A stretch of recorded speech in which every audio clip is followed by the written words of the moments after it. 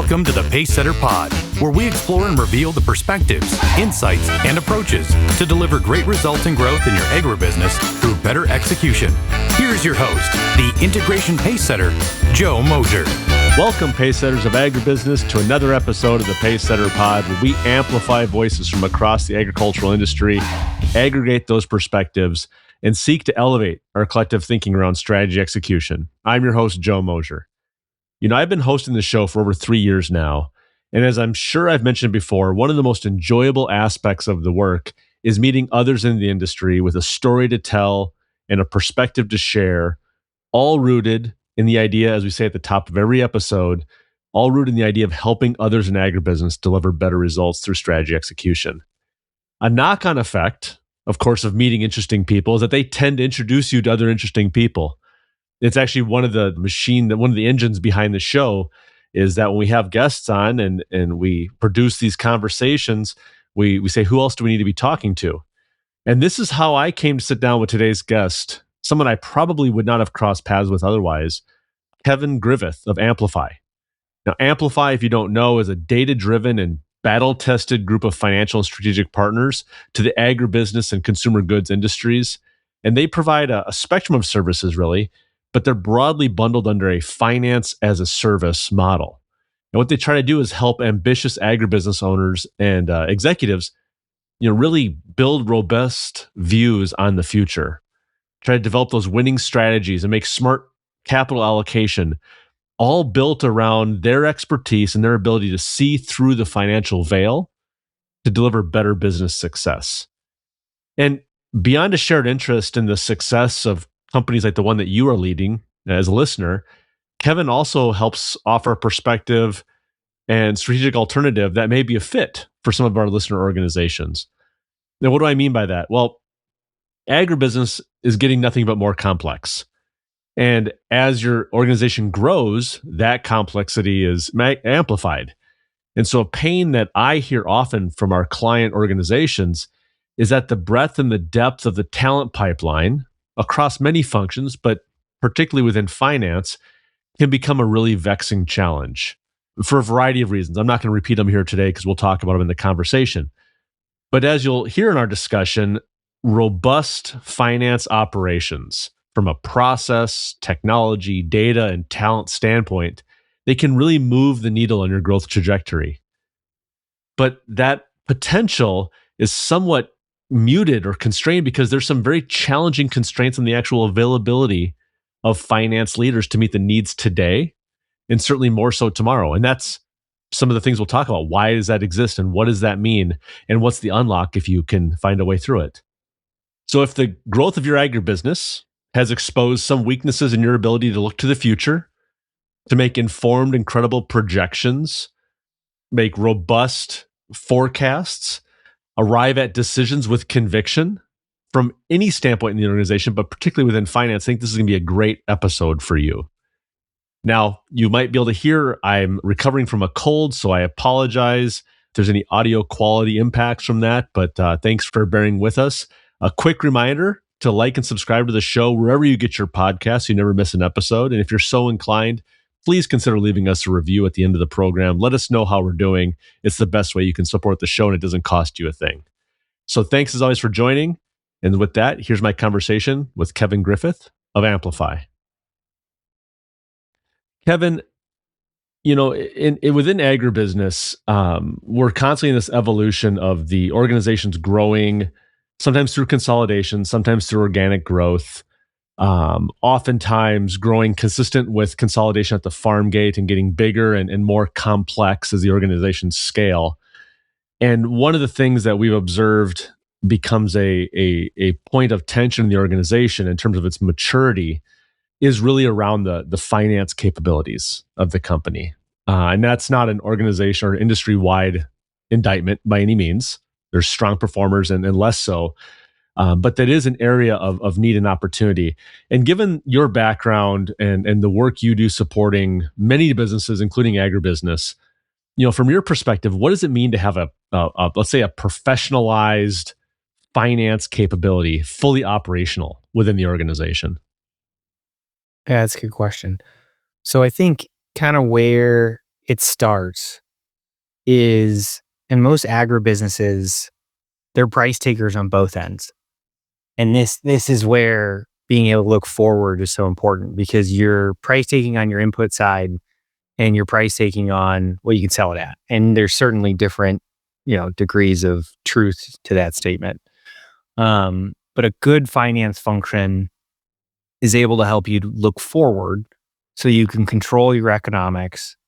You can identify the decisions that control your economics when those decisions are made, and how to adapt the business to what may or may not be coming.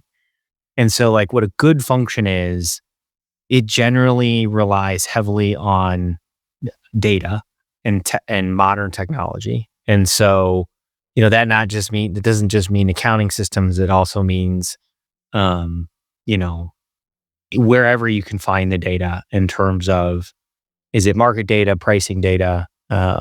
What are different trends in inputs and things of that nature? And then the other piece of that too is just how the math works. Like, so oversimplifying it, like if you create a forecast, where are the decisions made that basically make those forecast actuals, and how is that supported with information? So it's a process thing. And it's not as simple as a process as one would hope, because decisions are made inconsistently. And so part of that is creating processes that when decisions are made, they're happening in a consistent cadence with the right information in front of you. And so, like, to me, that's a really key aspect of a modern finance function, is helping you control those future economics. And the last thing is the people. Having people who understand accounting and how things are, come to be, so to speak, in your books, and where those decisions are made, at all levels of an organization, is the other aspect of what you want to fill your finance team with. So that when decisions are coming up, somebody's out there saying, hey, like, this can have this impact in different degrees. And to me, like, that's what that operationalized finance capability, that forward-looking capability starts with. Yeah.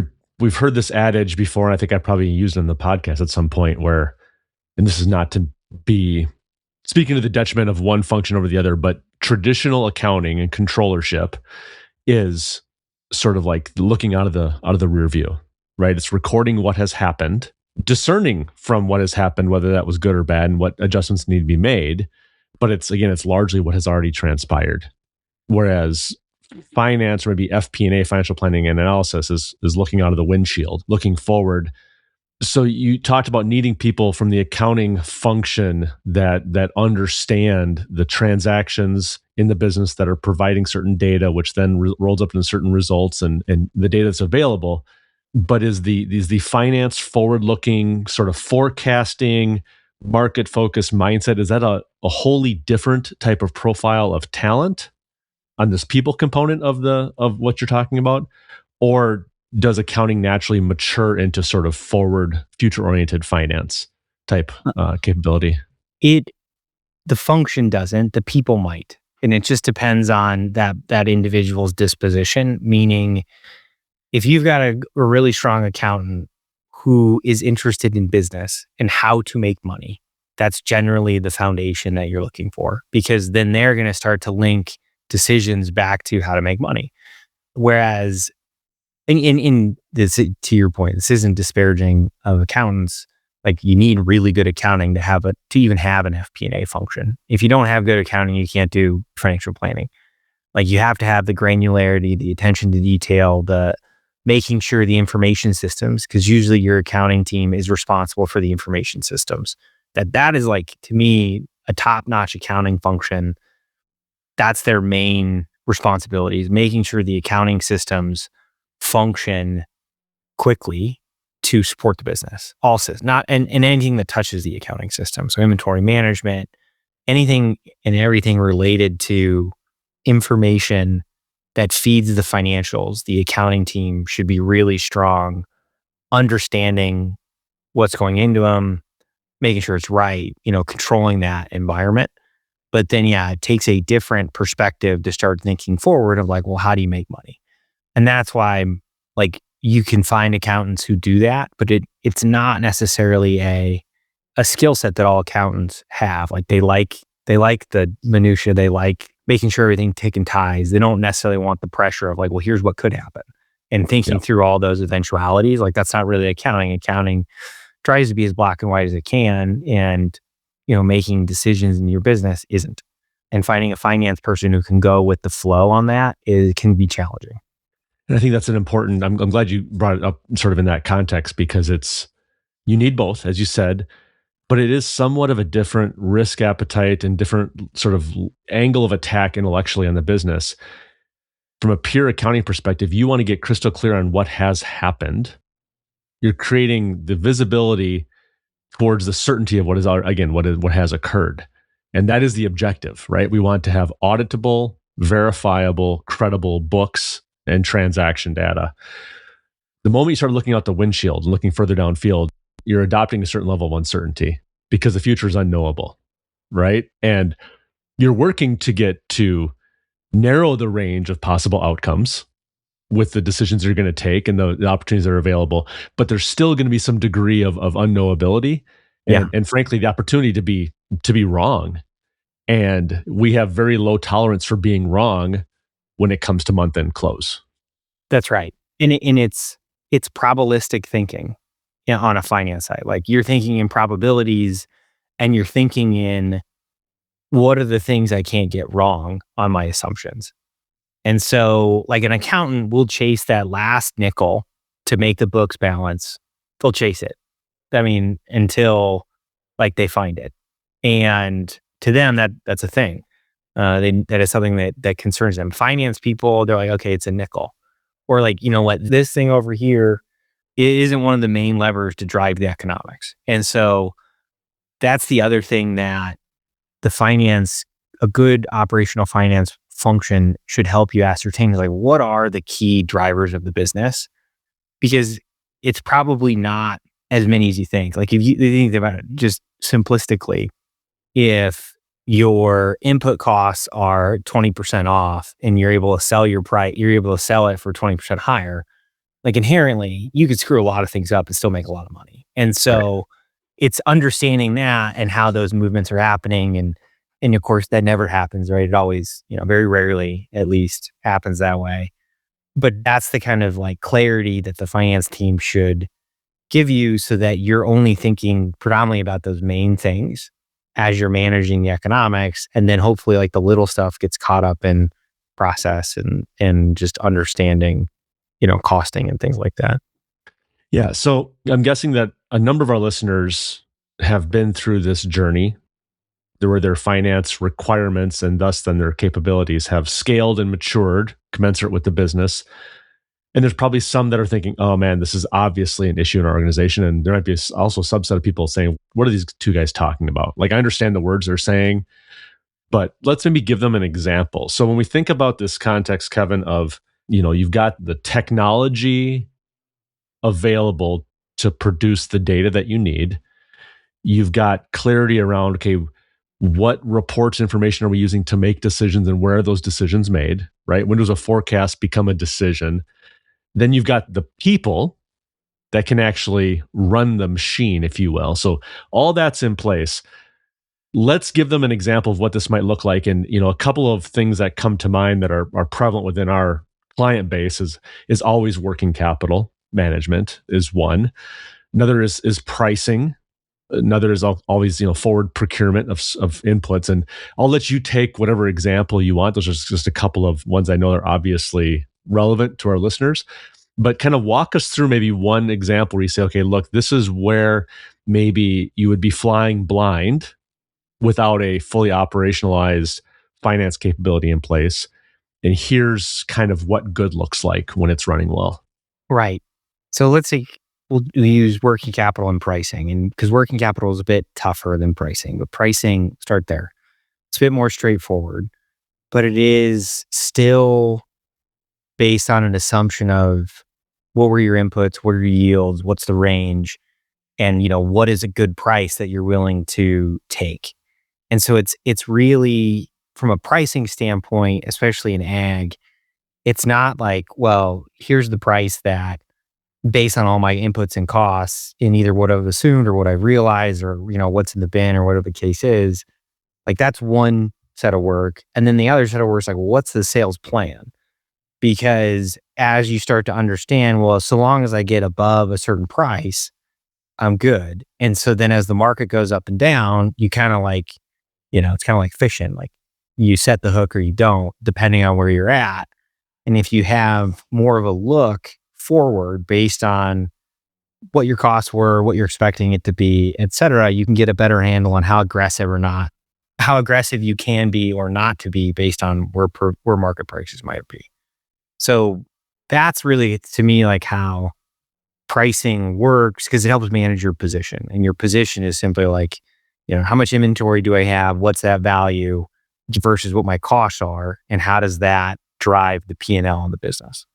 And this is where also I think that sort of curiosity about the business going beyond the traditional sort of boundaries of your function are really important, because that part of what will also be there is the aggressiveness that you're willing to get on price will also be an intimate understanding of what is it that you're doing from a positioning standpoint that you feel justifies commanding a premium. Right. If you're in fact a premium provider of a product or service. Right. Do we actually subsidize our digital plot mapping and soil testing offering with the margin of the products that we then sell and apply? Right. Yep. And 100%. you have to have those, you have to also understand beyond the finance aspects, what is happening commercially, positioning from a marketing standpoint as well. Right. And then working capital is a bit harder because, how do you put it? Like a P&L is very straightforward. This is what I've sold it at. These are my inputs. There's some costing. Working capital, especially in ag, there's huge swings and it takes significant investment.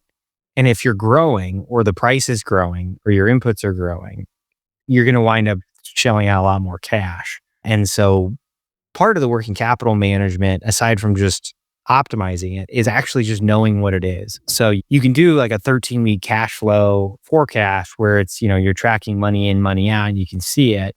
But the other way to do it is to kind of look at it over a 24 or 36 month cycle on a monthly basis to understand, like, here's how my working capital might move based on, what's going on in the business, what's going on in the market. Do I want to hold on to inventory a bit longer? How the case works.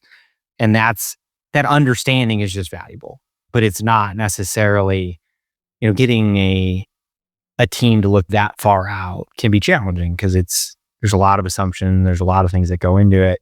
But at the end of the day, there's probably just a handful of decisions that actually drive most of that outcome. It's just a matter of pitting down what those are and seeing what a model could show.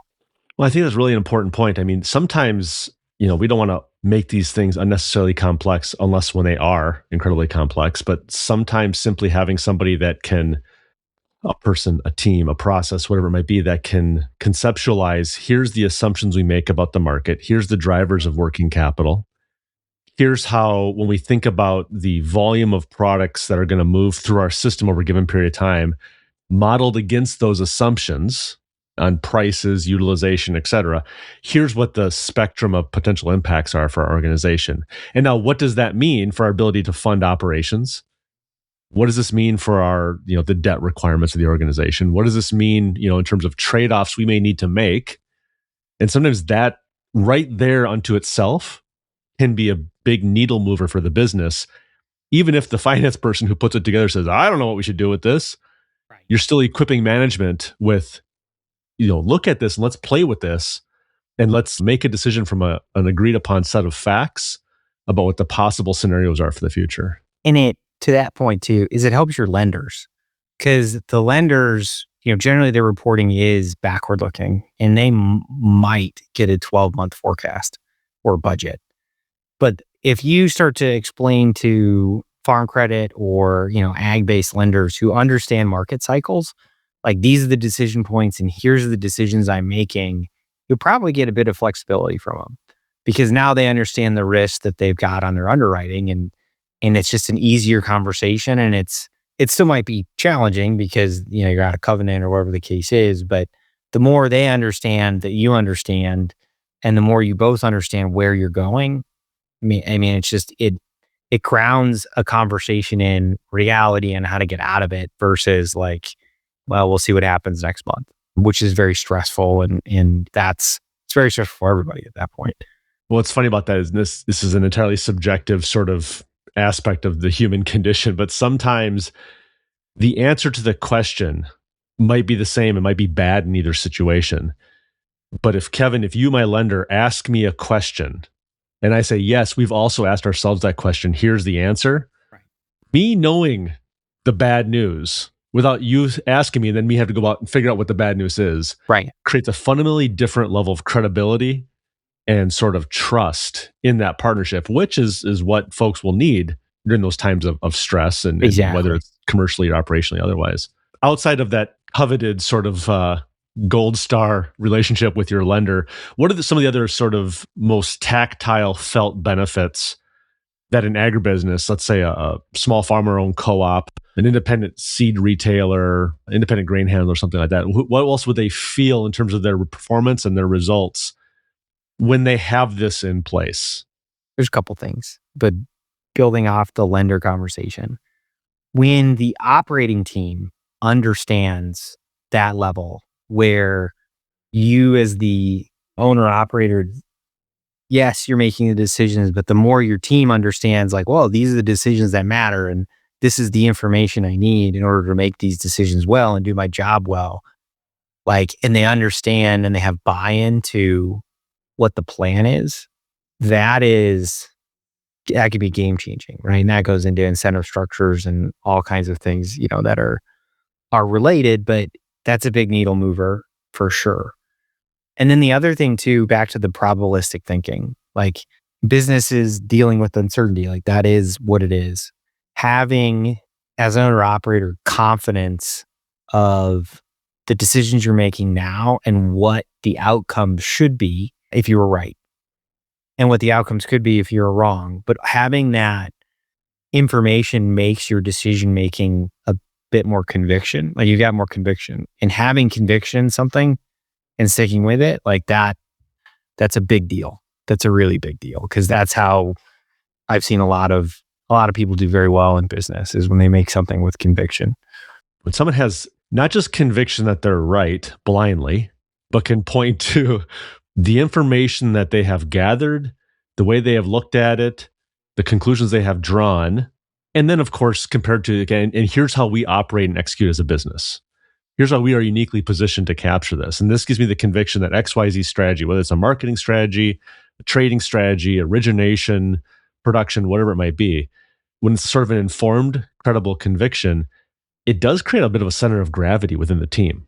Yeah. People laterally in other functions, members of management, but also deeper within the organization, there's a certain belief of, okay, we know what we're doing. Well, and it also works the other way, because your gut, while it could be right, it might not move the needle as much as you thought. Right. Because, there was a countervailing assumption that just negated everything you thought was going to be the upside. And so that's the other thing is you start to understand really what decisions move the needle. And that helps you focus on a couple of things. And as we know, there's in business, like the fewer things you can focus on, the better off you'll be, because it's easier to communicate. It's easier to manage risk. What are the things that move most of the freight in terms of your P&L and economics, and focus all of your time on those things and how to then grow your business and lean into that. And that dovetails into market positioning. It does selling competitive advantage, like all the things that means. It's not just the financials, but that focus, that clarity on what to focus on is really, if you do it year in and year out, that's how you grow your business and the value of the business, I think, materially over time. Absolutely.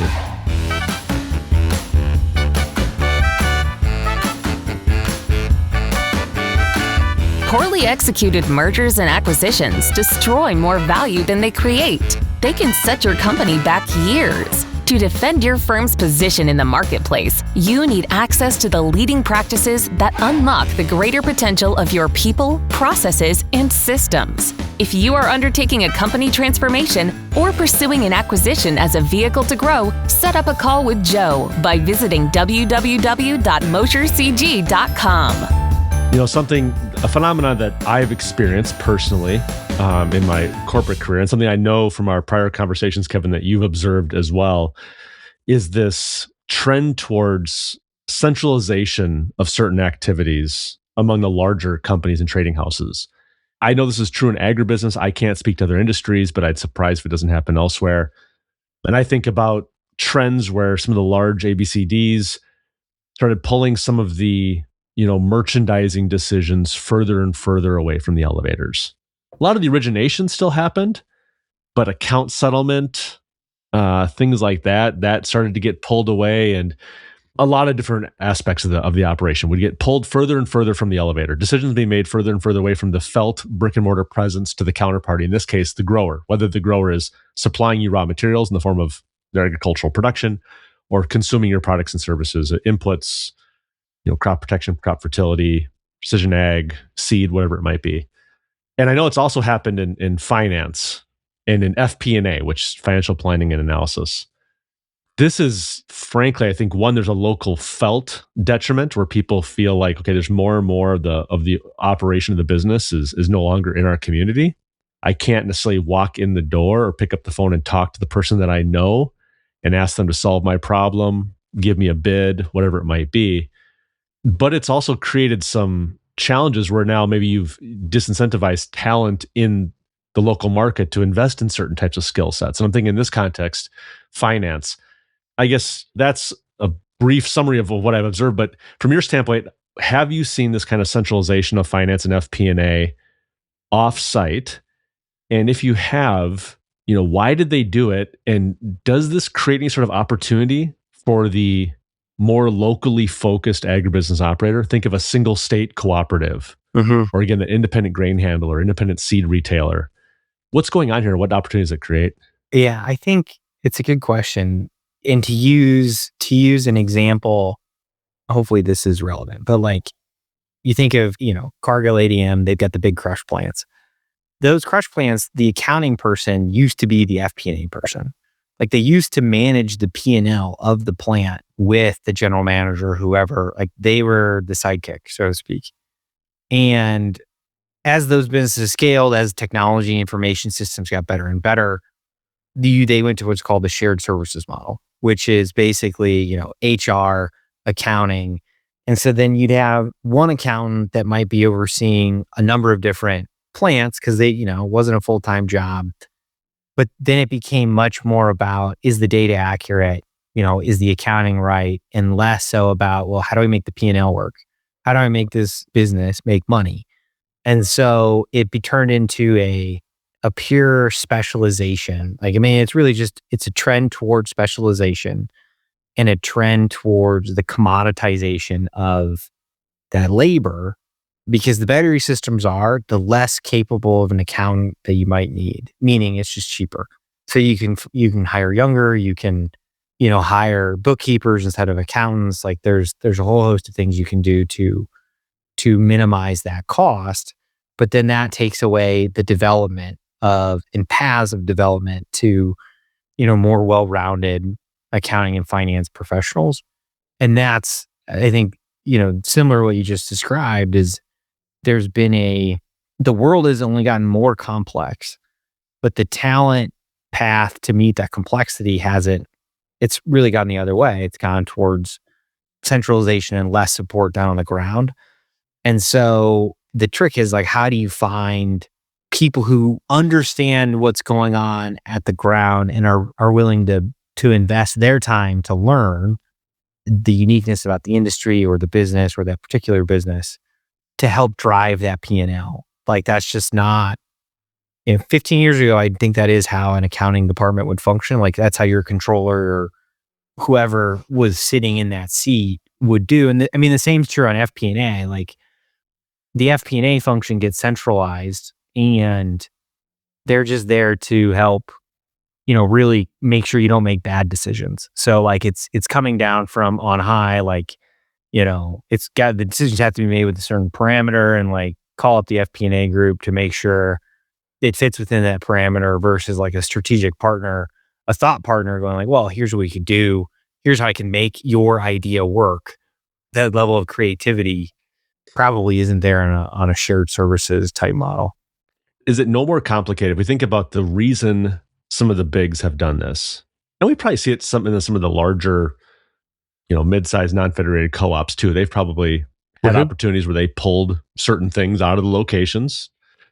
My hypothesis is that this is often, it might have a lot of sort of banners and positioning and messaging around it, but ultimately it comes down to we can reduce our costs because we can do these things at scale from a central location and have less headcount locally. Is it as simple as that? Yeah. I think it's risk management, it's controlling. The centralization allows you to lower your costs and also control your global P&L easier. And so that's really what it comes down to. When we think about this then in terms of the flip side, the folks that we talk to and the folks that we work with don't fit the organizational profile of, firms that have, one, they don't have the scale to necessarily see the economic benefits of centralizing and specializing to this degree.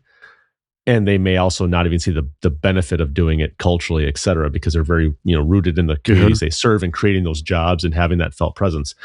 So I imagine this to some degree, if you can stand up these finance capabilities more locally, that would provide a sort of a competitive counterposition to those organizations that haven't? Or is this not something that's felt directly by the customers in the way that I'm thinking it might be? No, I think it is. And it's going to be dependent on how entrepreneurial the owner operator is. Like, I've worked with plenty of great businesses that year in and year out performed, and they're happy with the way things were. And like, you don't need a stellar finance function to do that. Mm-hmm. But if you're entrepreneurial and you see opportunities and you're like, there's just better ways to do it, but I don't even know, I need to go get money. I need to understand what kind of risks these are. Like, how do I just get a better handle on things?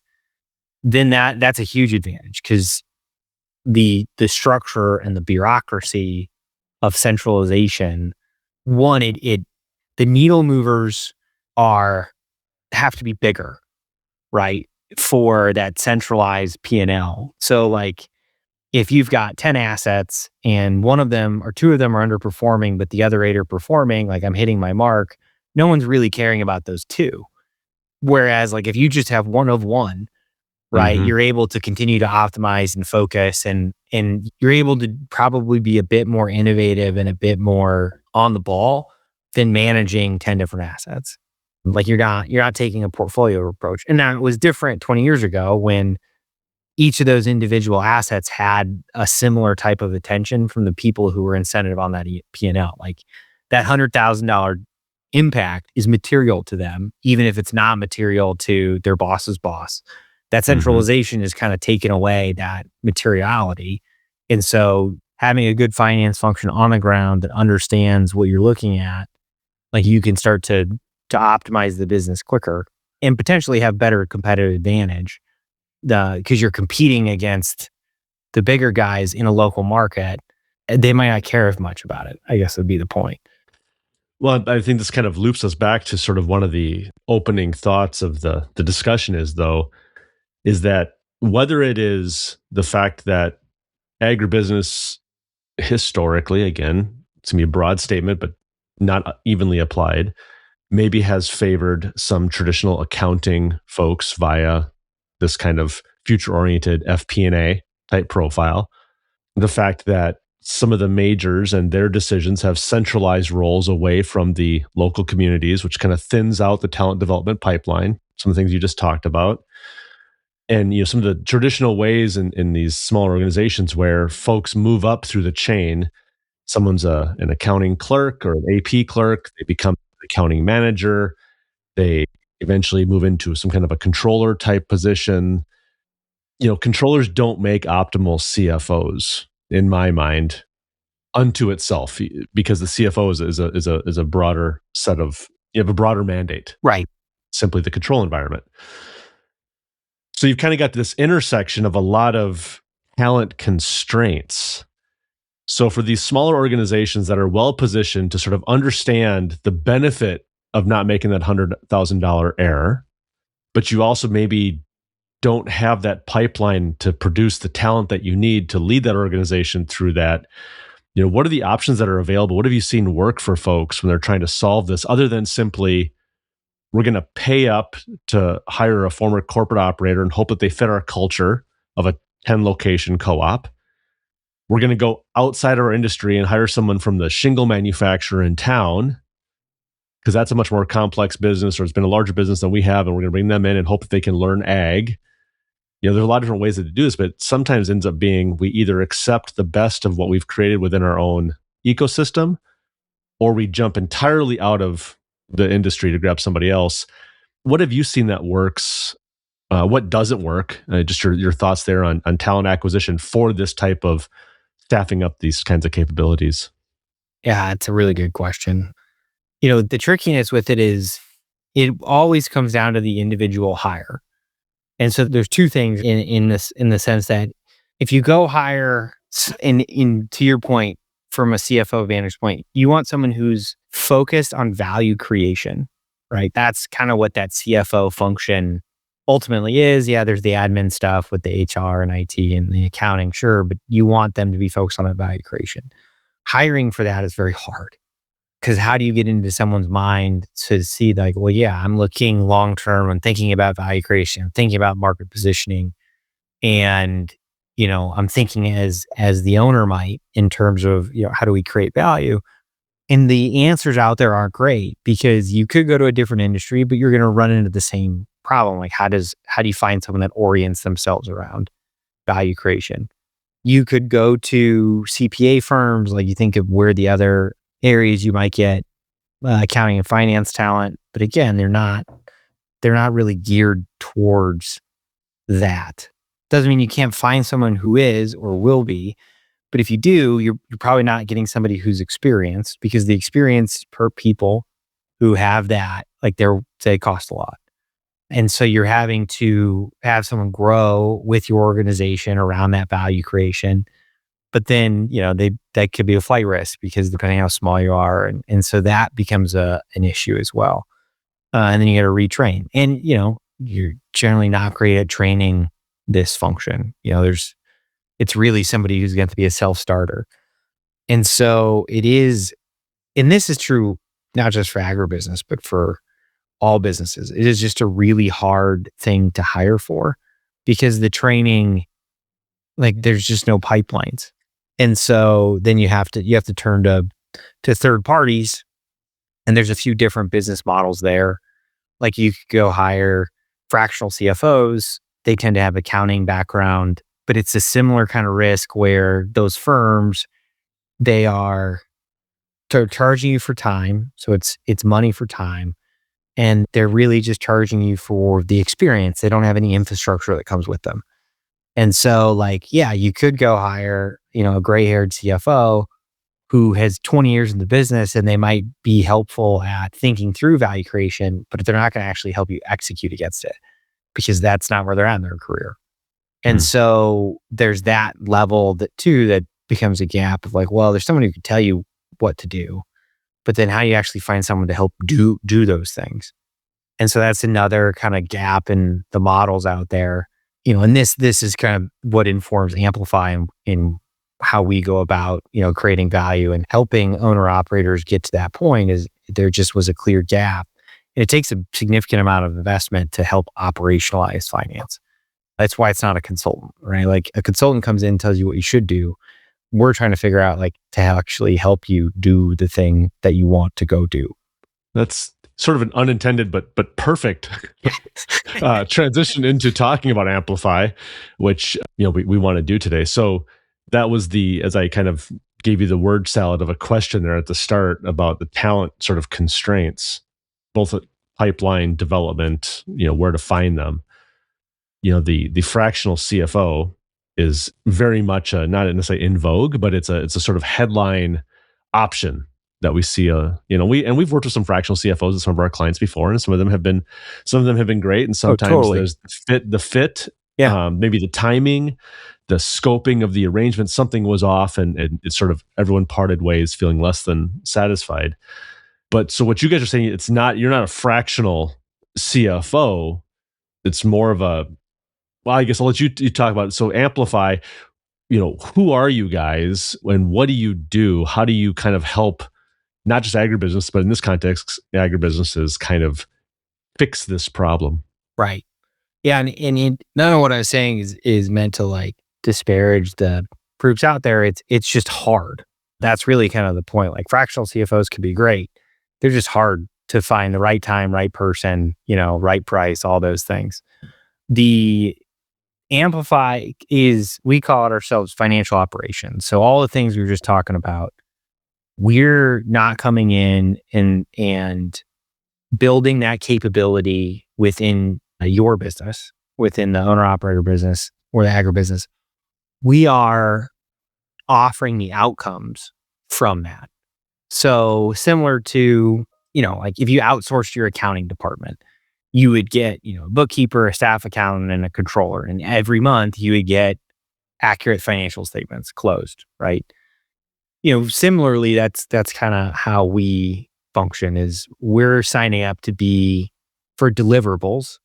And those deliverables have a range of different things. But, we've got budgets, forecasts, sales and operations planning, which is really, position management, margin management, pricing, all the things around controlling the economics of a business, working capital, debt, financing. And our clients' US is an extension of their team versus, an outsourced provider that is going to be temporary. And so for a lot of our clients, we've been around for 8 years now. We have some clients we've been with for 5+ years. And so it's just a matter, and they've grown, 10x, a couple of them in that time frame. So it's really a scalable business process that AmpliFi provides, and continuity, right? That's the other thing. So we have data, we have talent continuity, we have best in practice processes in terms of what this function could look like, but we conform to the culture and needs of the business. We don't, come in and say this is the way it has to be, because that's just not realistic. That's how AmpliFi is a bit different, is that we recognize all the challenges with finding the right people and hoping those people do the right thing. We've already defined what the right thing is. We train our people on that thing, and then that's what goes and gets executed into the business. And are you guys organized around, I'm thinking about the listener that's going to click on the link to AmpliFi in the show notes and want to learn more, but kind of front run that a bit. Are you organized as practice areas around industries, or have you found that if you run the right process, adopting the best practices in the right way, you can be sort of industry agnostic? Kind of how does that work if you're supporting this fictional shingle manufacturer, right, or the crush plant? So it is industry agnostic. However, because financial operations, just like accounting, is consistent across the board. But we kind of wound up specializing in 2 areas, agribusiness and consumer goods. And they're related, obviously. So, we understand what's going on at the consumer level. And we are often talking to our agri clients about those things. Like, what are the trends of the consumer? What's the trend in food? Like, what's going on? And then we're talking to our consumer goods businesses like, well, here's what's going on the commodity side, price volatility, things like that. And we have, on the agribusiness side, we have growers and farmers, we have processors, we have value add processors. So we see the value chain all the way to the consumer, including brands. And so we understand different pieces holistically. And so it's kind of built on itself. As would be the case when you start to understand an industry and the adjacent industries, you start to get a much more robust picture. And that's something that we have. Like if we go into, we've worked with like a steel business once. Well, that's a whole different same process, but a whole different set of dynamics to understand and learn and get up to speed on. And it just so happens that we've got broad exposure to lots of different commodities on the ag side. We might not have all the commodities at the same level, but it's a much quicker uptime than if we were coming in without any prior ag exposure. Yeah, I guess, and I'm also interested with this. I probably have violated podcast hosting 101 by not talking about AmpliFi up front and sort of the breadcrumbs that brought you to agribusiness. We sort of buried the lead here, but I wanted to get right into the meat of it. But sort of what is the Cliff Notes version of how it was that you ended up having agribusiness be a material portion of your specialization focus? Because it seems non-obvious. Consumer goods, that can run a broad gamut. Yeah. Right? Yeah. But yeah, why ag? Well, I mean, so we're in Omaha, so we're in ag. Although ironically, we've got a fair bit of California clients. And so we actually started out in almond processing. We helped an almond processor with a strategic transaction to a private equity group. But we did all the operation. We got them ready, like the operational finance. And then we've continued to do that operational finance. And, that has led into our ability to say, we know a little bit about ag. And so then that grows and you talk to more people, and we've got pea and soy processors. We've done turkeys. We've done cattle. We've done dairy. We do have consumer goods businesses that get supplies out of Africa. So we've understood palm, understand cocoa, and, all the challenges that farmers face in terms of just how their business model works. Because when you're a processor, so because the processors who work are not small, the grower is critical to their business. And how do we support the grower is a constant conversation. And so then you just start to well, why isn't the grower making money at this price? Like what is going on? Like, how can you support? And we do have some, we're in value add dairy, but then we're also in dairy. Like we're in almond processing, but we're also in almonds. We've done citrus, we've done row crops, all those things. And so it's just really kind of grown organically because it's not a very deep talent pool, as we found out. There are not a lot of people focusing in what is an incredibly sophisticated and challenging industry. Like it is by far and away, like you're having to deal with so many different dynamics all at the same time, trying to manage your P&L. It's challenging. I mean, we like it. It's fun because, we're weird, but it's just the more variables moving around, the more ways you can make money and what do you do? And you just have some really interesting conversations because agribusinesses, they're at the wrong spot in the value chain normally. And so it offers up a lot of conversations, especially as you get to scale. Like, what do you do at the scale? Like, how do you start to capture a bit more value somewhere else because you start to have that scale? And that's the other thing that I would say we're a bit good on is we know ag pretty well, but then we know the industries that touch it, which then allows you to think through like, okay, should I get into this or not? Like, what does good look like? Well, we've seen what good looks like on a few different adjacencies. Well, and something we didn't talk about this in terms of the benefits earlier of sort of operational or operationalized finance, but whether you're preparing for an exit and need to be able to present to prospective buyers, not just your numbers, but how those numbers are produced and why you believe those numbers are repeatable into the future, or if you're going into an acquisition mode and you want to have the ability to acquire new businesses and fold them into a set of processes, focus on value creation that actually help you sort of derive the value from the transaction that you assumed. The things we've talked about today, they can be facilitated by AmpliFi, or if you have a way to build it, organically in-house, they are highly additive. And so this wasn't directly an M&A advisory episode, but I think that's also really important. Anyone who's been through an M&A transaction will know that at some point, someone's going to ask for a Q of E, which is the quality of earnings. The difficulty to produce the quality of earnings is directly correlated to the robustness of the financial systems that are in place when that request is made. Right.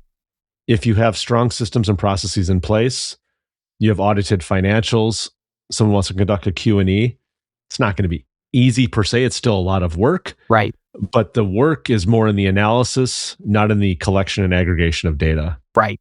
And because it's easy, there's usually higher conviction that these results can be repeated in the future, thereby imputing a higher valuation to a seller. Also on the acquisition side, again, if you've got a operating model that works for your business, you now have something that you can have a strategy around. Okay, how are we going to fold this into a set of processes, tools, technologies, and the way we staff it and run it in a way that's going to ensure that we get the value out of it. So that's something we didn't talk a lot about today, but I think is worth mentioning.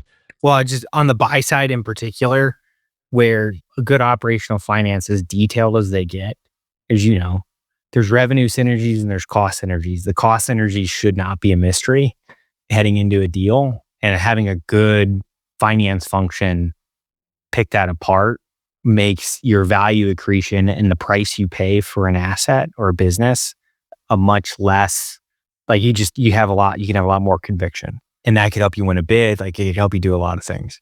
Conviction and precision. That's right. That's a powerful combination. Well, Kevin, I thank you for taking the time to join us today. It was a pleasure to meet you, introduced, of course, by a past guest, which is one of the gifts of this show, that we talk to interesting ag leaders and they say, here's other people you need to talk to. And so pleasure meeting you and happy to have you in the show. And thanks for taking the time to join us today. Thanks, Joe. It has been great. And we'll make sure that we'll have links to AmpliFi Cap in the show notes. We'll have information where you get in touch with Kevin if you want to continue the conversation.